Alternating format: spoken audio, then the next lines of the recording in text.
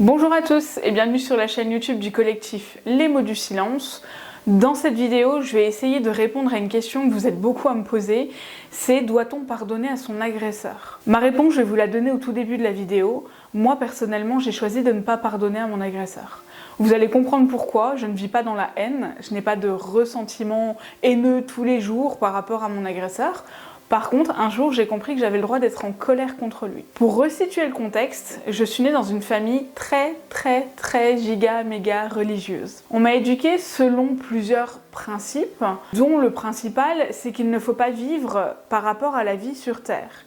Il ne faut pas se focaliser sur notre vie sur Terre qui en fait est en quelque sorte la première étape. On m'a appris à vivre pour la vie d'après. Alors vous allez me dire qu'est-ce que c'est la vie d'après? Vous avez deux choix. Soit c'est la vie après l'enlèvement, donc après l'apocalypse pour ceux qui connaissent. J'expliquerai pas plus que ça, je vous laisserai faire des recherches.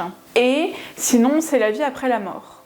Bon, la vie après la mort, je pense que tout le monde comprend le principe. Donc en fait, cette vie-là, donc sur Terre, nous permet de faire des bonnes actions ou en tout cas d'accumuler des points pour la vie d'après. D'ailleurs, en gros, on vit pour aller au paradis ou en enfer et toute notre vie, il faudra faire des choses pour pouvoir, si jamais on meurt, aller au paradis. Actuellement, pour tous ceux qui se posent la question, et je pense qu'on s'en doute un petit peu parce que c'est quelque chose qui me tenait vraiment très à cœur, quand j'ai créé le collectif, je voulais qu'il soit non religieux et apolitique. Tout simplement parce que je suis athée aujourd'hui, et j'estime qu'il ne faut pas mêler la religion à certaines actions. J'entends par là que pendant des années, selon les principes dont on m'a éduqué, qu'ils soient mauvais ou bons, je suis pas là pour débattre de ça aujourd'hui.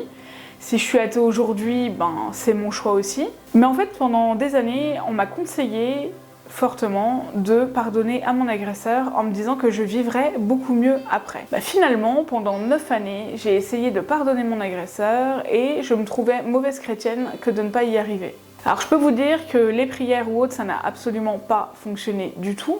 Et un jour, en thérapie, c'était je crois au tout début de ma thérapie, j'étais vraiment, mais quand je suis arrivée, j'étais brisée, j'étais complètement démolie, etc. Et la psy, elle m'a dit, mais je ne comprends pas pourquoi vous vous évertuez dans la quête de vouloir pardonner à un homme contre qui finalement vous ne vous êtes jamais laissé le droit d'être en colère contre lui. Et j'ai compris que j'avais une colère mais terrible au fond de moi concernant tout ce qui s'était passé, autant mon agresseur que d'autres personnes, et qu'en fait je n'avais jamais pu exprimer cette colère, et que cette colère s'exprimait autrement naturellement parce que quand vous ne le savez pas, ça sort forcément autrement. Et j'étais décrite comme quelqu'un qui avait tendance à s'énerver assez rapidement ou autre. Mais en fait, c'était pas du tout ça. C'était que j'avais besoin de m'exprimer, j'avais besoin d'exprimer mon mécontentement, mais par rapport en fait à ce qui m'était arrivé et ce qui n'avait pas été fait. Et un jour, j'ai compris qu'en fait, j'avais pas besoin de pardonner à mon agresseur parce que je ne vivais pas dans la haine. C'était simplement que j'avais besoin d'exprimer cette colère et que j'avais besoin d'avoir le droit de lui en vouloir. Ce que je dirais dans cette vidéo aujourd'hui, c'est que certaines victimes vont s'évertuer toute leur vie à vouloir pardonner et que je pense qu'il n'y a pas de bon ou de mauvais choix.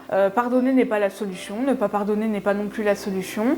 Il n'y a pas de réelle bonne solution. Il faut que vous fassiez en fait la solution qui vous convient le mieux. Mais moi aujourd'hui, j'ai compris que je n'avais pas besoin de ne pas en vouloir à mon agresseur et que c'était totalement légitime de lui en vouloir pour ce qu'il m'avait fait. Et en fait, à partir de là, c'est comme si toutes les planètes s'étaient alignées dans ma vie ou dans mon existence, simplement parce que d'avoir remis les choses à leur place, ça m'a aidé à remettre une frontière entre le bien et le mal, de remettre dans le blanc ce qui allait dans le blanc, de remettre dans le noir ce qui allait dans le noir, et de savoir aussi et d'apprendre que tout n'était pas toujours blanc ou noir, mais que certaines choses pouvaient être grises. Ce que je veux dire par là, c'est que j'avais un profond mal-être dans cette quête de pardon. Ce que j'entends par là, c'est qu'un jour j'ai compris que celle qu'il fallait que je pardonne, c'était moi-même, c'était pas mon agresseur. C'était moi en fait, il fallait que je me réconcilie avec la petite fille de 4 ans. C'est vrai que ça, je l'explique dans une autre de mes vidéos, donc je vais pas forcément revenir là-dessus. Mais aujourd'hui, en tant que victime, faites le choix dont vous avez besoin.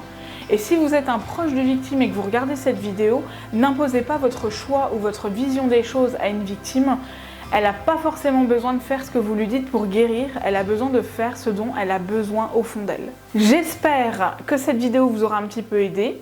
N'hésitez pas à me dire ce que vous en pensez, je vous dis à bientôt.